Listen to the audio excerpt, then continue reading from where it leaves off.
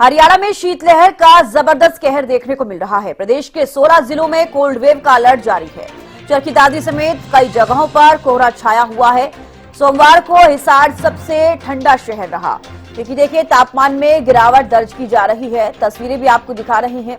हरियाणा में शीतलहर का जबरदस्त कहर देखा जा रहा है। सर्दी बढ़ती हुई नजर आ रही है। प्रदेश के 16 जिले ऐसे हैं जहां पर कोल्ड वेव का अलर्ट जारी किया गया है। चरखी दादरी समेत कई जगहों पर कोहरा छाया हुआ है। अब कोहरा भी देखने को मिल रहा है। अगर कल का हम जिक्र करें तो हिसार सबसे ठंडा शहर रहा, क्योंकि तापमान सबसे कम हिसार में देखा जा रहा है। खासतौर पर अगर हरियाणा का जिक्र करें तो देखिए जिस तरीके से पहाड़ों में बर्फबारी हो रही है, मैदानी इलाकों में शीतलहर चल रही है, ठंड बढ़ रही है। इसका असर उत्तर भारत में अब देखने को मिल रहा है। हरियाणा में भी शीतलहर का जबरदस्त कहर देखने को मिल रहा है। प्रदेश के 16 जिलों में कोल्ड वेव का अलर्ट जारी किया गया है और वहीं चरखी दादरी समेत कई जगहों पर कोहरा छाया हुआ है। सोमवार को हिसार सबसे ठंडा शहर रहा, तो लोग अलाव का सहारा लेते हुए अब नजर आ रही हैं। चरखी दादरी समेत कई जगहों पर कोहरा छाया हुआ है। सोमवार को हिसार सबसे ठंडा शहर रहा। प्रदेश के 16 जिले ऐसे हैं जहां पर कोल्ड वेव का अलर्ट जारी किया गया है। अब हरियाणा में शीतलहर का जबरदस्त कहर तो देखने को मिल रहा है। इसके अलावा कोहरा देखने को भी मिल रहा है, क्योंकि ठंड जिस तरीके से बढ़ती हुई नजर आ रही है, कोहरा छाया हुआ नजर आ रहा है।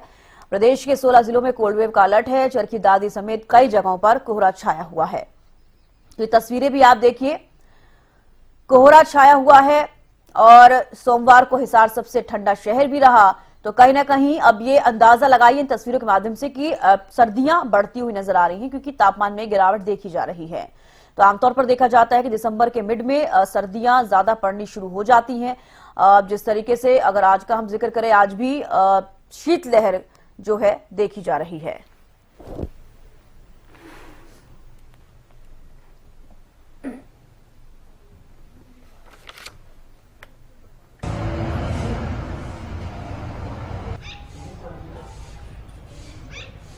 तो चलिए अपने संवाददाता से जानकारी लेंगे। गगन सांगर कुरुक्षेत्र से जुड़ चुके हैं, कृष्ण जिंदल कालावाली से जुड़ गए हैं और चरखी दादरी से भी हमारे रिपोर्टर जुड़ गए हैं, साथ में सुरेंद्र शर्मा। तो देखिए सबसे पहले गगन आपसे ही पूछना चाहूंगी, कुरुक्षेत्र में फिलहाल अभी तापमान क्या है? क्योंकि देखिए जिस तरीके से सर्दी बढ़ रही है, तापमान में गिरावट दर्ज की जा रही है। इसके अलावा अब कोहरा भी देखने को मिल रहा है।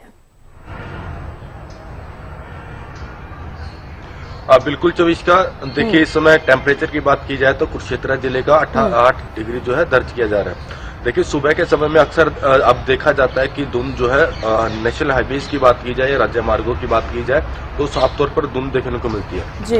और शीतलहर का कहर जो है पूरे उत्तर भारत में देखने को मिल रहा है। लगातार जो है सुबह के समय में और शाम के समय में लोग ठिठुरते हुए नजर आ रहे हैं, अपने आप को कवर करके घरों से बाहर निकल रहे हैं। और देखिए लोगों को इसलिए महसूस नहीं हो पाता क्योंकि देखिए जिस तरीके से दोपहर के समय में और अभी भी देखिए सूर्य देवता दर्शन दे रहे हैं, तो ऐसे में लोगों को महसूस नहीं हो रहा है। लेकिन जब सूर्य देवता जब दर्शन देना बंद हो जाएंगे, लोग धूप निकलना बंद हो जाएगी, तो उसके बाद जो है लोगों को एहसास होना शुरू हो जाएगी, क्योंकि धुंध जो है बहुत ज्यादा अधिक बढ़ना शुरू हो जाएगी। और ऐसे में देखा जाए तो कहीं ना कहीं अभी भी देखिए टेम्परेचर लगातार जो है गिरावट, टेम्परेचर में गिरावट देखने को मिल रही है। और हरियाणा के कुछ ऐसे जिले हैं जिनमें टेम्परेचर बहुत ही कम जा चुका है और कई जगह तो देखिए अभी भी जो है धुंध देखने को मिलती है।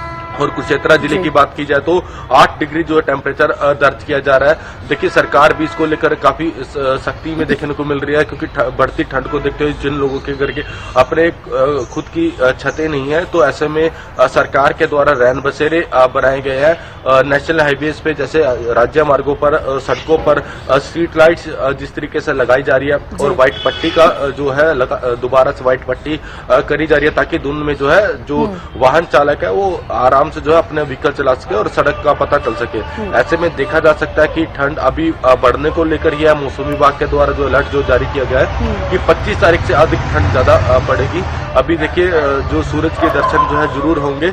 और अभी देखिए सुबह के 9 बज चुके हैं। कुरुक्षेत्र जिले की बात की जाए तो हर दिन लगातार जो है टेम्परेचर में गिरावट देखने को मिल रही है। सुबह के समय में और शाम के समय में टेम्परेचर जो है 3 या 4 डिग्री तक चला जाता है। तो ऐसे में देखा जा सकता है कि बच्चे और बुजुर्ग अपना साफ तौर पर खास ध्यान दें। और डॉक्टरों के द्वारा भी जो एडवाइजरी जारी की गई है कि गर्म पानी का सेवन जरूर करें। अपने जब घरों से बाहर निकल रहे तो अपने आप को पैक कर जो है कैप ओढ़कर या किसी तरीके से कई गगन अब ठंड बढ़ती नजर आ रही है और तापमान में गिरावट भी देखी जा रही है। जिस तरीके से आप जिक्र कर रहे हैं कुरुक्षेत्र में 8 टेम्परेचर पहुंच गया है। आप बने रहिए हमारे साथ, लौटूंगी आपके पास। कृष्ण भी लगातार बने हुए हैं हमारे साथ कालावाली से। कृष्ण, फिलहाल कालावाली में क्या कुछ तापमान है? अभी 1 से 2 दिनों का अगर जिक्र करें तो तापमान कितना पहुंचा, वहां पर सर्दी किस तरीके से पड़ रही है? जी बिल्कुल, अगर हम कालाबाड़ी की बात करें तो कालाबाड़ी में भी जो सर्दी का कहर है वो देखने को मिल रहा है, और जहाँ पर जो न्यूनतम पारा है वो सुबह 4 डिग्री सेल्सियस तक दर्ज किया गया है। और उसी तरीके से जहाँ पर अभी जो कोहरा है, उस जो धुंध है उससे राहत मिली हुई है, क्योंकि ये पिछले दिनों करीब 1 सप्ताह से लगातार धूप निकल रही है, और धूप निकलने से जहाँ पर जो दोपहर का समय होता है उसमें जो सर्दी का थोड़ा बहुत राहत जरूर मिलती है, लेकिन कहीं ना कहीं जो सुबह शाम का समय होता है उस टाइम बिल्कुल सर्दी का जो कहर है वो देखने को मिलता है। और जो लोग अपने घरों से निकलते हैं तो वो सिर के ऊपर टोपी पैरों में जैसे और ऊपर गर्म चादर लेकर निकलते हैं। उस तरीके से जहाँ पर जो लोग हैं वो अपने कार्य के लिए जाते हैं, तो जहाँ पर कहीं ना कहीं वो अपना जो बचाव के लिए एक अपना गर्म वस्त्र कोई ना कोई यूज पहनकर निकलते हैं, लेकिन जैसे ही सुबह धूप निकलती है, धूप निकलने के बाद सर्दी से कुछ ना कुछ राहत जरूर मिलती है। और कोहरे का अगर जिक्र करें तो आसपास के और भी जो जिले हैं, क्या वहां पर कोहरे का असर देखने को मिल रहा है कृष्ण?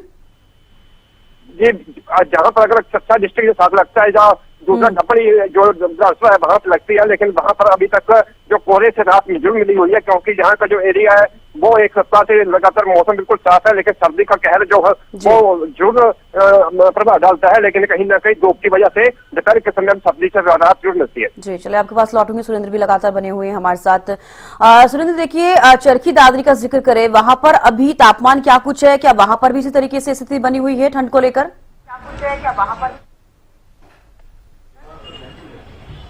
जी देखिए, चरखी दादरी में हल्का कोहरा है, लेकिन अगर पाले की बात करें तो पाला गिरा हुआ है और घास और झाड़ियों पर परत जमी हुई थी बर्फ की। अगर तापमान की बात करें तो तापमान कल से 1 डिग्री और गिर गया है, और आज तापमान जब देखा गया तो 3 डिग्री सेल्सियस था। अगर कृषि विभाग की बात माने तो कृषि विभाग का कहना है कि पाला गिरता है तो फसलों को नुकसान होगा, और उनको हल्का पानी देना चाहिए फसलों में, जिससे असर पाले का कम पड़े। वहीं अगर हम बात करें मौसम विभाग की, तो मौसम विभाग का कहना है कि आने वाले दिनों में कड़ाके की ठंड गिरेगी और तापमान जो गिर के वो 0 डिग्री सेल्सियस भी हो सकता है। जी चलिए सुरेंद्र, बेहद शुक्रिया हमारे साथ जुड़ने के लिए और तमाम जानकारी देने के लिए। तो देखिए, लगातार आपको हम बता रहे हैं कि किस किस जिलों में कितना तापमान पहुंचा है।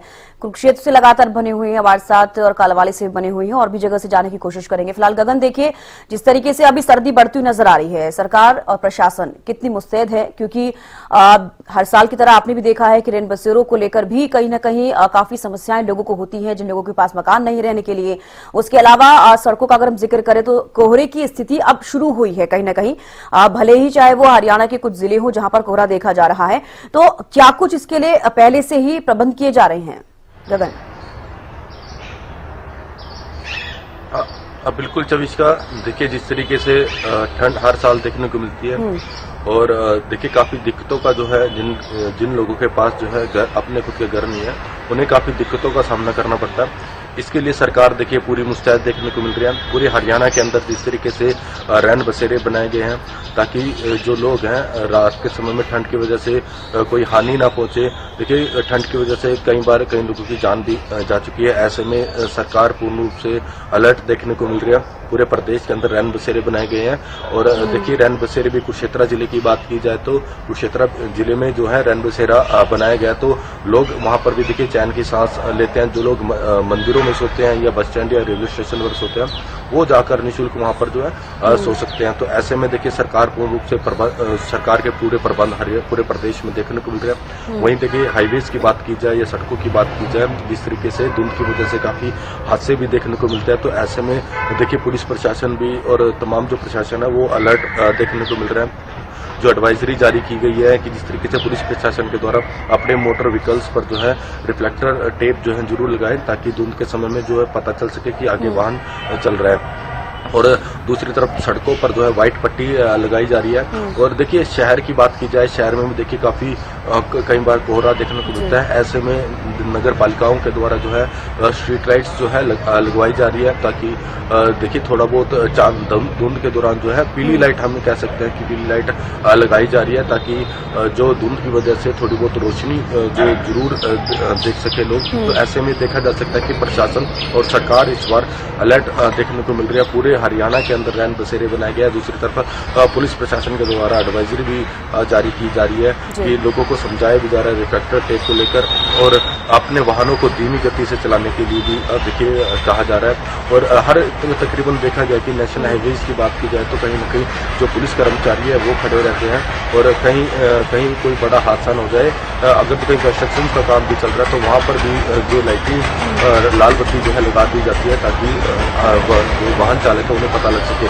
तो ऐसे में देखा जा सकता है कि सरकार इस बार जो है पूर्ण रूप से अलर्ट देखने को मिल रहा है, प्रशासन भी पूर्ण रूप से अलर्ट देखने को मिल रहा है। जिस तरीके से आप जानकारी दे रहे हैं गगन, अलर्ट तो मिल रही है, लेकिन जमीनी स्तर पर इसके कितने प्रभाव पड़ेंगे और कितना काम हुआ है ये भी देखने वाली बात होगी। आपके पास लौटूंगी। कृष्ण, देखिए 16 जिलों का हम जिक्र कर रहे हैं जहां पर कोल्ड वेव का अलर्ट जारी किया गया है हरियाणा में। कौन कौन सी ऐसी जगह हैं और आपके आसपास की जो जिले हैं क्या उसपे भी उसका असर देखने को मिल रहा है? उसके साथ लगते जिलों की बात करें तो जो फतेहाबाद जिला है और हिसार जिला हमारे साथ ही लगता है, शशांक साथ लगता है, उस तरीके से वहां पर सर्दी का असर बिल्कुल देखने को मिल रहा है। उस तरीके से अगर हम वहां जहां पर कालाबाली की बात करें तो कालाबाली के अंदर जो सरकार की ओर से रैन बसेरों के शुरू किए गए हैं, लेकिन अगर कालाबाली की बात करें तो कालाबाली में हर साल सर्दी के अंदर नगर पालिका के अंदर ही रैन बसेरा बनाया जाता है, लेकिन जहां पर कहीं ना कहीं प्रशासन जो है नगर पालिका प्रशासन वो लापरवाह नजर आ रहा है, क्योंकि जो सर्दी का मौसम है करीब वो पिछले 2 सप्ताह से शुरू हो चुका है, लेकिन नगर पालिका प्रशासन की ओर से अभी तक रैन बसेरे की जो व्यवस्था है शुरू नहीं की गई है। उस तरीके से कहीं ना कहीं ये देखने योग्य बात है कि जो प्रशासन है वो कहीं ना कहीं लापरवाह जरूर नजर आ रहा है। उसी तरीके से हम अगर पशुओं की बात करें तो जो सर्दी का कहर है वो पशुओं को भी अपनी चपेट में ले रहा है, क्योंकि जहां पर जो हमारा बेचारा पशु है वो भी कहीं ना कहीं सर्दी से बचने के लिए इधर उधर भागते नजर आते हैं, लेकिन कहीं ना कहीं जहां पर कालाबाली में 3 गौशाले हैं और उसी तरीके से सरकार उनको ग्रामीण सड़कों पर घूम रही है, उनके बचाव के लिए प्रशासन की तरफ से कोई ध्यान नहीं दिया जा रहा। बिल्कुल मिला जुला असर देखने को मिल रहा है। कृष्ण, आपके पास लौटूंगी। महेंद्र सिंह भी करनाल से जुड़ गए हैं। महेंद्र, फिलहाल करनाल में क्या कुछ टेम्परेचर है, सर्दी को लेकर कितनी तैयार प्रशासन सरकार नजर आ रही है, क्या कुछ प्रबंध किए जा रहे हैं पहले से ही? जी 24 का देखिए बात की जाए तो करनाल जिला जो है प्रदेश के सबसे ठंडे इलाकों में शामिल है, क्योंकि यहाँ का तापमान 5 डिग्री से कम जो है न्यूनतम तापमान वो दर्ज किया गया है। तो ऐसे में अंदाजा लगा सकते हैं कि कितनी ठंड जो है अभी यहाँ से शुरू हो चुकी है। और जहां तक प्रबंधों की आपने बात की है, सर्दी को देखते हुए तमाम गाइडलाइन वो प्रशासन की तरफ से विभिन्न सरकारी विभागों की तरफ से वो जारी कर दी गई थी। सबसे पहले रैन बसेरों की व्यवस्था यहाँ पर की गई है, क्योंकि जिस तरह से जो लोग सर्दी में रातें अपनी सड़कों पर गुजारते हैं उनके लिए विशेष रूप से इंतजाम किए गए हैं। करनाल के पूरे जिले में लगभग 12 ऐसे स्थान बनाए गए हैं जहां पर जो लोग अपना रात काट सकते हैं उनके लिए व्यवस्था की गई, रैन बसेरे बनाए गए हैं। इसके अलावा कुछ गाइडलाइन किसानों के लिए जारी की गई हैं कि किसान किस तरह से अपनी सब्जी और फल की फसल है उसको पाले से बचा सकते हैं। तो ये कुछ है एहतियात के तौर पर कदम जरूर उठाए गए हैं, लेकिन अभी हल्की धुंध शुरू हुई है। आने वाले दिनों में जब धुंध बढ़ेगी तो जाहिर सी बात है इसका असर सामान्य जनजीवन पर पड़ेगा, वाहन चालकों पर पड़ेगा। बिल्कुल, देखिए जिस तरीके से अब तापमान में गिरावट तो देखी जा रही है महेंद्र, लेकिन कोहरा भी पड़ रहा है जिसके से आप भी जिक्र कर रहे हैं, तो क्या इससे किसानों के लिहाज से बात की जाए तो क्या उनको नुकसान होता है फसलों को लेकर? जी बिल्कुल 24 का देखिए जैसे जैसे ठंड बढ़ेगी और पाला पड़ने की जो आशंका है, धुंध पड़ने की जो आशंका है, उसके बाद अलग अलग असर जो है वो देखने को मिलेंगे। गेहूं के लिए ये मौसम जो है ये परिस्थितियां काफी फायदेमंद मानी जाती है, क्योंकि गेहूं में फुटाव बेहतर होता है। लेकिन बात करेंगे हम सब्जियों की, फलों की फसलों की, क्योंकि जिस तरह से टमाटर की खेती इस समय ज्यादा होती है, इसके अलावा और कई तरह की सब्जियां उगाई जाती है, उनके लिए ये मौसम जो है प्रतिकूल रहता है, उस पर दुष्प्रभाव इसका पड़ सकता है, क्योंकि पाले की वजह से सब्जियां खराब हो सकती हैं। तो ऐसे में किसानों को भी हिदायत दी गई है कि इस तरह की मौसम की परिस्थितियों में वो अपने फसलों की सिंचाई, खासकर सब्जी और फलों की, वो नियमित रूप से करें और हल्का प्रबंध जरूर करके रखे। जैसे आजकल पॉली हाउस वगैरह बनाए जाते हैं, मल्चिंग शीट से ढका जाता है, इस तरह के कुछ प्रबंध किसानों को करने होंगे, क्योंकि आने वाले दिनों में ये जो दिक्कतें हैं और ज्यादा बढ़ सकती हैं। चलिए अब बने रहिए हमारे साथ। गगन, देखिए जिस तरीके से लगातार हम जिक्र कर रहे हैं कि अब सर्दी बढ़ रही है, तापमान बढ़ रहा है, और ऐसे में पाले को लेकर भी जिक्र कर रहे थे हमारे सहयोगी, जिस तरीके से उन्होंने जानकारी दी कि किसानों के लिए गेहूं की फसल का अगर जिक्र करें तो कहीं ना कहीं उसके लिए फायदेमंद है, लेकिन और बाकी सब्जियों के लिए नुकसानदायक होता है। कुरुक्षेत्र में इसको लेकर क्या कुछ सोच रहे हैं, चाहे वो जिले वाइज अगर लोग बात कर ले या फिर सरकार क्या कुछ सोच रही है, किसान किस तरीके से इसको डील करने की कोशिश करेंगे? बिल्कुल देखिए चविष्का, जिस तरीके से मेरे सहयोगी ने बताया कि देखिए अधिक जो ये मौसम है ये गेहूं की फसल के लिए बहुत ही लाभदायक है। वहीं दूसरी जो सब्जियों की फसल है उसके लिए देखिए काफ़ी हानिकारक है। देखा जा सकता है कि जो सब्जियां हैं वो अधिक देखिए ओस पड़ने की वजह से, अधिक पाला पड़ने की वजह से जो है कई सब्जियां खराब भी हो जाती है। इसकी वजह से जो है जो उसकी जो क्वांटिटी होती है बहुत ही कम हो जाती है। कई तो बहुत कम मात्रा में सब्जियां जो है मंडियों में मिल पाती है। तो ऐसे में देखिए सब्जियों के दाम भी बढ़ते हैं और इससे जो है आम जनजीवन को भी काफ़ी दिक्कतों का जो है सामना करना पड़ता है। महंगाई भी देखिए, महंगी चीज़ें मिलेगी तो देखिए कम क्वांटिटी में महंगी चीज़ें जो अक्सर जो है बाज़ारों में देखने को मिलती है। तो ऐसे में देखा जा सकता है कि हर एक चीज़ के दो पहलू होते हैं, एक फायदेमंद होता है, एक नुकसान होता है। तो ऐसे में देखा जा सकता है कि अधिक धूल पड़ने के फायदे भी है और नुकसान भी है। दूसरी तरफ बात की जाए तो कहीं ना कहीं जिस तरीके से प्रशासन भी देखिए ठंड को लेकर पूर्ण रूप से अलर्ट देखने को मिल रहा है कि देखिए तमाम जो तैयारियां है, प्रबंध जो है करे जा रहे हैं। देखिए जब अधिक ठंड पड़ जाती है या धूल पड़ जाती है तो स्कूलों की छुट्टियां भी कर दी जाती है। ऐसे में बच्चों का खास तौर पर ध्यान जो है सरकार भी और प्रशासन भी देता हुआ नजर आता है। और देखिए डॉक्टरों के द्वारा भी एडवाइजरी जारी की जाती है कि बिल्कुल देखिए सड़क हादसे भी धुंध के चलते ज्यादा बढ़ जाती है। इसको लेकर क्या कुछ सोच रहे हैं प्रशासन की तरफ से, क्या कुछ किया जा रहा है इसको लेकर? जिस तरीके से लगातार कहा जाता है कि रिफ्लेक्टर लगाए जाएंगे और व्हाइट पट्टी लगाई जाएगी धुंध की वजह से, क्या इस तरीके की चीजें अब होनी शुरू हो गई हैं जहां पर पहले से नहीं है? बिल्कुल देखिए जब इसका देखिए कुरुक्षेत्र जिले की बात की जाए तो कुरुक्षेत्र जिले में जो सड़कों पर व्हाइट पट्टी लगना देखिए शुरू हो चुकी है। देखिए लगातार जो पूरा साल गाड़ियां चलती है सड़कों पर तो देखा जा सकता है कि जो व्हाइट पट्टियां तो बिल्कुल हल्की लाइट हो जाती है। तो ऐसे में दोबारा से उसे पेंट करने के लिए जो है लगातार जो है प्रशासन अब कार्य करता हुआ नजर आ रहा है। और जहां पर देखिए हाईवेज की बात की जाए, हाईवेज पे कहीं पर भी अगर तो कंस्ट्रक्शन का काम चल रहा है तो वहां पर एक लाल बत्ती जो जरूर और रिफ्लेक्टर टेप जो है जरूर देखने को मिल रही है। नेशनल हाईवे 152 की बात की जाए, 152 या नेशनल हाईवे 44 की बात की जाए, जहां पर भी कंस्ट्रक्शन का काम जो है चल रहा है वहां पर जो है एक लाल बत्ती और एक जो रिफ्लेक्टर टेप है जो देखने को मिल रहा है। ऐसे में देखा जा सकता है कि प्रशासन पूरा सख्त देखने को मिल रहा है। कार्य देखिए लगातार चल रहा है और इस पर देखिए ठंड से बचाव करने के लिए भी रैन बसेरे भी बनाए जा रहे हैं। तमाम जो तैयारियां हैं वो लगातार पूरी की जा रही है ताकि ठंड की वजह से किसी तरह का कोई नुकसान न हो सके ना। देखिए हादसे भी बहुत से देखने को मिलते हैं। ऐसे में पुलिस प्रशासन भी लगातार जो गाइडलाइंस लगातार जो शिविर लगाते हुए नजर आता है कि समझाते हैं कि गाड़ियों पर रिफ्लेक्टर टेप और पार्किंग लाइट अगर जो अधिक धुंध पड़ रही है तो अपनी जो लाइट है ट्रैफिक पुलिस की तरफ से भी कोई गाइडलाइन जारी की गई है? क्योंकि देखिए जिस तरीके से पर्यटन स्थल भी है वहां पर लोग पहुंचते हैं, ऐसे में अब कोहरा पड़ना भी शुरू हो गया है तो इसको लेकर भी कोई एडवाइजरी जारी की गई है? देखिए जिस तरीके से अब कोहरा पड़ना स्टार्ट हो चुका है देखिए प्रशासन के द्वारा, पुलिस प्रशासन के द्वारा भी एडवाइजरी देखिए जारी अभी 1 या 2 दिन में कर दी जाएगी। लेकिन उसके बावजूद जो है लगातार पुलिस प्रशासन के द्वारा लोगों से अपील देखिए एक कैंप के जरिए, हम कह सकते हैं कैंपों के जरिए जो है लोगों से अपील जो है जरूर पुलिस प्रशासन करता हुआ नजर आता है कि अपनी गाड़ियों पर जो है रिफ्लेक्टर टेप जरूर लगाए और ताकि बड़े हादसे से जो है बचाव हो सके। ऐसे में देखा कहीं ना कहीं ये भी है कि खुद भी हिदायतें लोगों को दी जा रही है, आप खुद भी अपनी सेफ्टी खुद कर सकते हैं। लौटूंगे आपके पास, महेंद्र भी करनाल से जुड़े हुए हैं। महेंद्र देखिए जिस तरीके से अभी इसको लेकर ही डिस्कस किया जा रहा है कि सड़कों पर जिस तरीके से व्हाइट पट्टी का जिक्र करते हैं, रिफ्लेक्टर का जिक्र करते हैं, अपनी खुद के वाहन पर भी आप इसका इस्तेमाल कर सकते हैं ताकि जब धुंध होती है, ज्यादा कोहरा होता है तो जो हादसे होते हैं सड़क हादसे उनसे बचा जा सके। तो क्या इसको लेकर एडवाइजरी जारी की गई है और करनाल में क्या कुछ किया जा रहा है इसको लेकर जहां पर ये चीजें पहले से नहीं है? जी बिल्कुल, जब इसका देखिए सबसे पहले मैं जिक्र करना चाहूंगा NH-44 का। पानीपत से लेकर अंबाला तक NH-44 पर निर्माण कार्य चल रहे हैं क्योंकि सर्विस रोड का काम चल रहा है। इसके अलावा कई पुलों का निर्माण भी जारी है। तो ऐसे में ये बड़े ऐसे पॉइंट हो जाते हैं जहां पर हादसे की आशंका बढ़ जाती है। हालांकि प्रबंध जरूर किए गए हैं क्योंकि रिफ्लेक्टिंग टेप है यहाँ पर लगाई गई है, डाइवर्सन के संकेत लगाए गए हैं, लेकिन ये धुंध के मौसम में इस तरह के ज्यादा कारगर साबित नहीं होते।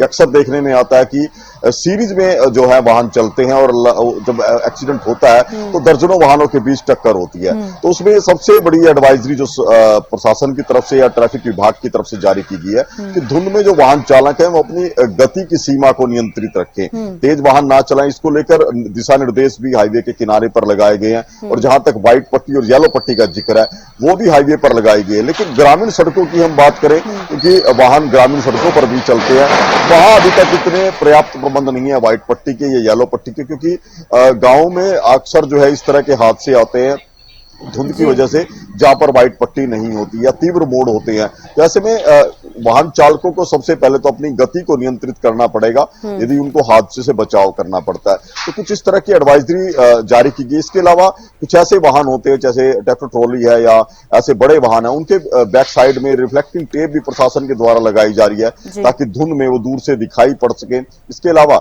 जो पशु है जो सड़कों पर उतर आते हैं उनके लिए भी रिफ्लेक्टिंग टेप लगाई जा रही है, उनके सींग या होर्न पर इस तरह से रिफ्लेक्टिंग टेप लगाई जाती है कि रात के समय यदि वो सड़क के बीच में आ भी जाए तो वाहन चालक उनको देख सके रिफ्लेक्टिंग टेप के जरिए। कुछ ऐसे एहतियात के तौर पर कदम उठाए गए हैं, लेकिन ये देखने वाली बात यह होगी कि धुंध कितना अपना असर छोड़ती है, विजिबिलिटी कितनी रहती है और उसके बाद दिक्कतें कितनी रहेगी। बिल्कुल महेंद्र, देखिए हर साल ही देखा जाता है कि धुंध ज्यादा ही पड़ती है। अगर 25 दिसंबर के बाद का अगर हम जिक्र करें तो अब जिस तरीके से आप भी जानकारी दे रही हैं कि शहरों की जो सड़कें होती है वहां पर बंदोबस्त कर दिए जाते हैं, लेकिन जो ग्रामीण सड़कें हैं वहां पर इसका असर देखने को नहीं मिलता है। वहां पर इस तरीके से व्हाइट पट्टी, येलो पट्टी जो लगाई जाती है, रिफ्लेक्टिंग टेप जो लगाई जाती है वो वहां पर नहीं होती, जिसकी वजह से सड़क हादसे हो जाते हैं। तो क्या इसको लेकर देखिए, हालांकि सरकार को सोचने की जरूरत है, प्रशासन को भी सोचने की जरूरत है कि वहां पर भी इस तरीके से बंदोबस्त किया जाए, क्योंकि गांव में फिर सबसे ज्यादा हादसे होते हैं ऐसे में। बिल्कुल, देखिए चविस्का देखिए गांवों से बड़ी संख्या में जो दोपहिया वाहन चालक है वो शहरों की तरफ आते हैं रोजमर्रा के कार्यों के लिए। इसके अलावा ट्रैक्टर ट्रालियां भी ज्यादातर गांवों के क्षेत्र में चलती हैं। तो दोनों ही वाहन ऐसे हैं जो धुंध में शायद उनकी विजिबिलिटी इतनी नहीं रहती, और वहीं गांव की सड़कों पर व्हाइट पट्टी का भी प्रयोग जो है कम किया जाता। अभी ऐसे दर्जनों गांव है जहां की जो कनेक्टिंग रोड है वहां पर व्हाइट पट्टी नहीं लगी हुई है, और यही वजह बनती है क्योंकि आसपास जो है खुले खेत होते हैं और धुंध का प्रभाव वहां सबसे ज्यादा होता है, वहां घनी धुंध होती है। वहां पर वाहन चालक के लिए जो है विजिबिलिटी कम होना बेहद खतरनाक साबित होता है। तो यही वजह की उसके हादसों को रोकने के लिए व्हाइट पट्टी या येलो पट्टी बेहद जरूरी है, लेकिन इस तरफ अभी तक कोई ध्यान नहीं है। ऐसी कुछ शिकायतें ग्रामीणों की तरफ से भी रखी गई हैं कि व्हाइट पट्टी का जो प्रयोग है वो सर्दी से पहले या धुंध से पहले कर लिया जाए, लेकिन अभी तक भी दर्जनों ऐसे गांव हैं जहां इस तरह की सुविधा अभी तक शुरू नहीं की गई, या वहां की सड़कें अभी भी व्हाइट पट्टी के बिना ही है। बिल्कुल महेंद्र, इस तरीके की समस्याएं लगातार गांव में ही देखी जाती हैं, और देखिए प्रदूषण नहीं होता है जिसकी वजह से और भी धुंध देखने को मिलती है। जब एटमॉस्फेयर बहुत क्लियर होता है तो उसके बाद ठंड वहां पर ज्यादा देखी जाती है। आपके पास लौटूंगी कृष्ण, फिलहाल वहां पर अगर आपके यहाँ ग्रामीण सड़कों का जिक्र करें, वहां पर क्या बंदोबस्त किए जा रहे हैं? बिल्कुल, अगर हम कालाबाड़ी की बात करें तो कालाबाड़ी की लिंक रोड है जो गांवों में जाती है, ग्रामीण एरिया है, वहां पर अगर हम बात करें तो जो कुछ सड़कों पर तो व्हाइट पट्टी लगा दी गई है, लेकिन कहीं ना कहीं जो प्रशासन की है एक लापरवाही और देखने को मिलती है, क्योंकि जो ग्रामीण एरिया होता है, गांव होते हैं, वहां पर अक्सर देखने को मिलता है सड़कों के किनारे जो पशुओं के गोबर की जो डूरियां लगाई जाती हैं वो भी कहीं ना कहीं हादसों का कारण बनती है। उस तरीके से जहां पर अभी नरमे की फसल आएगी और उसके बाद जो खेतों में बनछटी उखाड़ी जाएगी वो भी सड़कों के किनारे ढेर लगा दी जाती है। उस तरीके से कहीं ना कहीं वो जो सड़क हादसों का कारण वो भी एक मुख्य कारण बन जाते हैं। उस तरीके से अगर बात करें जो ग्रामीण एरिया ट्रैक्टर ट्रालियां होती हैं, जब किसान वो शहर के अंदर लेके आता है तो उसके बाद शाम को घर लौटता है तो उसके ट्रैक्टर ट्राली के पीछे कोई रेडियम वाला स्टिकर नहीं लगा होता और ना ही कोई डेड पत्ती लगी होती है। उस तरीके से जो हादसे का कारण है वो उस तरीके से वो बन जाते हैं। कहीं ना कहीं पुलिस प्रशासन अपील जरूर करता है, समय समय पर नियमों की जानकारी देता है, और जो टैक्सी स्टैंड है या स्कूल बच्चे हैं उनको भी जागरूक करता है कि जो ट्रैफिक नियमों के पालन जरूर करें। उस तरीके से जो उनके इंडिकेटर उनका प्रयोग करें, गति धीमी रखें और हार्न का प्रयोग करें, और जो हेडलाइट है वो फॉग लाइट बनाकर रखें, उसके ऊपर पीली पन्नी जरूर चिपका कर रखें, क्योंकि जो पीली लाइट है वो कहीं ना कहीं धुंध और कोहरे को चीरती हुई साफ दिखती है। उस तरीके से जहाँ पर प्रशासन की तो अलर्ट नजर आ रहा है, लेकिन कहीं ना कहीं जो गांवों के अंदर रोडियां लगी होती सड़क के किनारे उस पर प्रशासन को ध्यान देने की जरूरत है। तो लोग किस तरीके से डील करते हैं कृष्ण इसको लेकर? फिर कहीं ना कहीं जो लोग हैं अगर उनको कोई परेशानी आती है तो वो एसडीएम महोदय के पास जरूर जाते हैं, लेकिन फिर भी कोई समाधान नहीं होता। अक्सर यही देखने को मिलता है कि गांवों के अंदर जो सड़क किनारे डूडियां लगी होती हैं वो देखने को जरूर मिलती हैं, लेकिन प्रशासन की लापरवाही भी इसमें देखने को मिलती है। चलिए, आप सभी का बेहद शुक्रिया हमारे साथ जुड़ने के लिए और तमाम जानकारी देने के लिए। तो देखिए, लगातार कोहरे का असर भी अब देखने को मिल रहा है, क्योंकि तापमान में गिरावट दर्ज की जा रही है, दर्ज हो रही है, कमी हो रही है। ऐसे में जिस तरीके से बर्फबारी और बढ़ती हुई नजर आएगी पहाड़ों पे, उसका असर मैदानी इलाकों में और उत्तर भारत में देखने को मिलेगा। फिलहाल खासतौर पर हरियाणा का जिक्र करें तो देखिए, कोहरे की स्थिति भी अब देखी जा रही है। इसके अलावा कई जिले ऐसे हैं जहां पर कोल्ड वेव का अलर्ट भी